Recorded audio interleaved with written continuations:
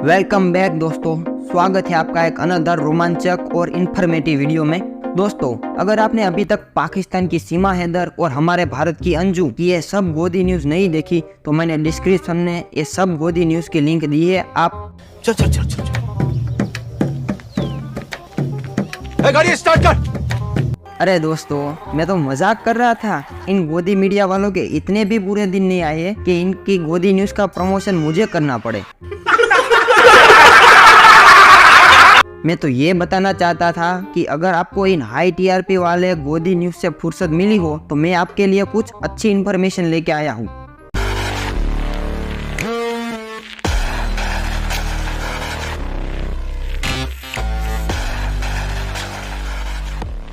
आपने Olympic, Commonwealth, इन सब event का नाम तो सुना ही होगा। ऐसी ही एक इवेंट होती है फिजू वर्ल्ड यूनिवर्सिटी गेम, जो कि एक्चुअली में 2021 में होने वाली थी, लेकिन कोरोना की वजह से 2023 में रशिया में होने वाली थी। लेकिन वहां पर भी रूस यूक्रेन का वॉर चल रहा था, तो इसकी वजह से अब जाके ये फाइनली ही चाइना के चेंगडू में हो रही है। इंडिया की ओर से कई टीमें जाने वाली है इस इवेंट में। ऐसी ही एक टीम वुशु खेलने जाने वाली थी। वुशु एक तरीके का मार्शल आर्ट होता है, जिसमें हमारे इंडिया के 8 प्लेयर थे जो हमारे इंडिया के अलग अलग स्टेट से बिलोंग करते थे, जिनमें से 3 प्लेयर अरुणाचल प्रदेश के भी थे। वहां जाने के लिए बाकी सब लोगों को तो चाइनीज एम्बेसी ने रेगुलर वीजा दे दिया, लेकिन इन 3 प्लेयर को चाइनीज एम्बेसी ने स्टेपल वीजा दिया। वैसे तो वीजा कई प्रकार के होते हैं, जैसे कि tourist visa, business visa, employment visa, student visa, पर आज हम बात करने वाले हैं सिर्फ स्टेपल वीजा के बारे में। दोस्तों, मैं वीडियो को लंबा नहीं खींचना चाहता, पर अगर आप इन वीजा के बारे में फिर भी जानना चाहते ही हो तो कमेंट में एक बार जरूर बता देना। मैं उस पर भी एक वीडियो अलग से लेके जरूर आऊँगा। देखिए, रेगुलर वीजा में हमारे पासपोर्ट में हम जो भी कंट्री में जाना चाहते हैं उसकी एम्बेसी एंट्री करती है और स्टैंप लगाती है। लेकिन स्टेपल वीजा में हमारे पासपोर्ट के साथ सिर्फ एक कागज यूं स्टेपल पिन की मदद से जोड़ दिया जाता है। इसी वजह से इसको स्टेपल वीजा कहते हैं। और इस कागज को उस कंट्री से वापस आने के बाद वहां से हटा दिया भी जाता है और हमारे पास इसका कोई रिकॉर्ड ही नहीं रहता। इस प्रॉब्लम की वजह से इंडियन गवर्नमेंट के द्वारा उन सभी वुशु प्लेयर को इस इवेंट में जाने से रोक लिया गया। लेकिन अच्छी बात यह है कि बाकी सब टीम को हमने इस इवेंट में पार्टिसिपेट करने के लिए भेज दिया है। और इंडिया के एक्सटर्नल अफेयर्स के स्पोक पर्सन अरिंदम बागची ने इसको लेकर चाइनीज एम्बेसडर से विरोध भी जताया है। अब ये सवाल उठता है कि चाइना ने ऐसा क्यों किया और इंडियन गवर्नमेंट ने उन वुशु प्लेयर को चाइना जाने से क्यों रोका। तो देखिए, चाइना है वो पूरे अरुणाचल प्रदेश और जम्मू कश्मीर के कुछ हिस्से को अपने देश का हिस्सा मानता है। और तो वो हमारे अरुणाचल प्रदेश को तो ज़ेंगनान यानी कि साउथ तिब्बत के नाम से भी जानता है। इसलिए चाइना अरुणाचल प्रदेश और जम्मू कश्मीर के लोगों को ऐसे स्टेपल वीजा इश्यू करता है और ये समझता है कि आप हमारे देश के ही हो, आपको रेगुलर वीजा की जरूरत नहीं है चाइना आने के लिए। आप तो हमारे अपने हैं, जो कि बिल्कुल ही गलत है। वो हमारे भारत का एक अभिन्न हिस्सा है। इसलिए हमारी भारत सरकार द्वारा इस बात का विरोध जताने के लिए इस पूरी वुशु प्लेयर की टीम को ही चाइना जाने से रोक लिया गया। और ये सब चाइना आज से नहीं कर रहा।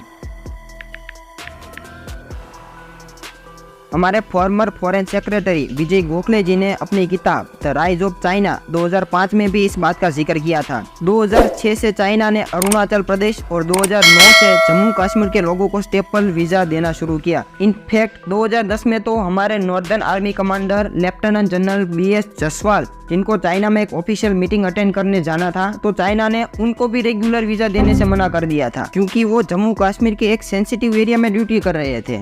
और इसके चलते हमने 2010 में ही चाइना की वन चाइना पॉलिसी से अग्री करना बंद कर दिया था। 2011 में हमारे प्राइम मिनिस्टर मनमोहन सिंह और चाइना के प्रेसिडेंट हू जिनताओ के बीच मीटिंग हुई थी, जिसके पहले चाइना के फॉरेन मिनिस्टर ने कहा था कि वो इंडिया के साथ अच्छे से काम करने के लिए, इस इश्यू को प्रॉपरली अच्छे तरीके से हैंडल करने के लिए तैयार है।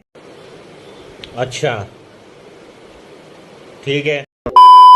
लेकिन इसके बाद भी चाइना अपनी हरकतों से बाज नहीं आया। उसने फिर भी जुलाई 2011 में, फिर 2013 में और फिर 2016 में फिर से स्टेपल वीजा इश्यू किया और इसका खामियाजा भुगतना पड़ा हमारे देश के काबिल एथलीट्स को।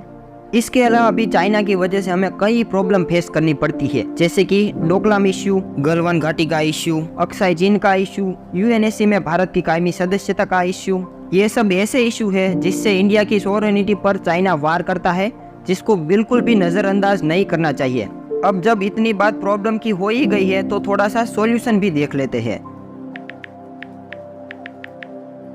सबसे पहले तो हमें इंडिया चाइना की सारी बॉर्डर पर भारी आर्मी बल तैनात करके चाइना को मुंह तोड़ जवाब देना चाहिए, जो कि हम ऑलरेडी कर ही रहे हैं। दूसरा, हमें यूएनएससी में भी इस मुद्दे को उठाना चाहिए और जितना हो सके उतना चाइनीज प्रोडक्ट का बॉयकॉट करना चाहिए। और सबसे इम्पोर्टेंट है, हमें चाइना को इकोनॉमिकली पछाड़ना चाहिए। आज हमारा देश आत्मनिर्भर बन रहा है। हम हर एक क्षेत्र में दुनिया के साथ कदम से कदम मिला रहे हैं, जैसे कि डिफेंस में, स्पेस में, स्टार्टअप में, आईटी फील्ड में, मैन्युफैक्चरिंग में। लेकिन फिर भी हम सबसे ज़्यादा चीज़ें अभी भी चाइना से ही इंपोर्ट करते हैं। पिछले साल की बात करें तो हमने 98,505 मिलियन US$ का सामान चाइना से इंपोर्ट किया था, पिछले साल के मुकाबले 4.16% की बढ़ोतरी के साथ। और अगर हम एक्सपोर्ट की बात करें तो हमने सिर्फ 15,306 मिलियन US$ का एक्सपोर्ट चाइना को किया था, जिसमें भी पिछले साल के मुकाबले पूरे 28% की गिरावट आई थी। मतलब कि हम खरबों रुपए हर साल चाइना की इकोनॉमी बूस्ट करने में दे देते हैं, लेकिन बदले में हमें ज़्यादा कुछ फ़ायदा तो नहीं होता, बल्कि हमें कई और प्रॉब्लम भी फेस करने पड़ते हैं। तो अगर हम अपने ट्रेड में चाइना से कम इंपोर्ट करें तो चाइना यूं ही सीधे रास्ते पर आ जाएगा। दोस्तों, अगर आप भी इस टॉपिक को लेकर अपने रिव्यू बताना चाहते हो तो कमेंट में ज़रूर बताना। बस दोस्तों, आज के लिए इतना ही। अगर आपको वीडियो पसंद आया तो आपको ये वीडियो भी ज़रूर पसंद आएगा, जिसमें मैंने सूडान में हो रहे कॉन्फ्लिक्ट के बारे में समझाया है। और अगर आप चाहे तो ये पिंक व्हाट्सएप स्कैम्स से कैसे बचे वो भी देख सकते हो। और दोस्तों, जाते जाते इस वीडियो को लाइक और चैनल को सब्सक्राइब जरूर करते जाना। जय हिंद, वंदे मातरम।